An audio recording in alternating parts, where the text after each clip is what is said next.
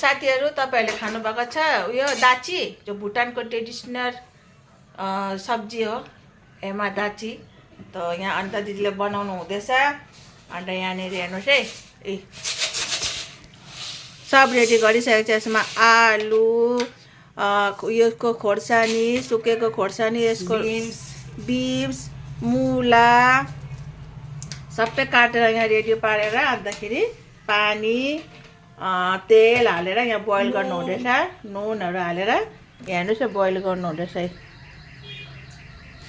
अब यसमा छुर्पी हो तपाईले चीज सबै हाल्नु सक्नुहुन्छ चीज खानेले चीज पनि हाल्नु सक्नुहुन्छ छुर्पी पनि हाल्नु सक्नुहुन्छ अन्त यो अहिले यहाँ बनाउनु हुँदैछ साथीहरु कोले खानु भएको छ दाची भन्नुस् है कमेन्ट गर्नुहोस् कमेन्ट पनि गर्नुहोस् दाची चाहिँ हामी खान्छौँ तपाईहरुले कमेन्ट चाहिँ गर्नुहोस् है हैन त दी अरु बनाउनु सिक्नुहुन्छ भने चाहिँ कमेन्टमा भन्नुहोस् म तपाईहरुलाई भनिदिन्छु कसरी बनाउँछ र मलाई त अन्त दिदीलाई सोधेर भन्छु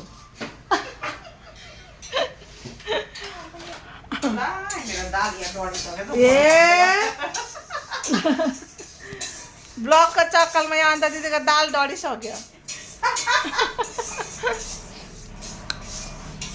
ल साथीहरु बाइ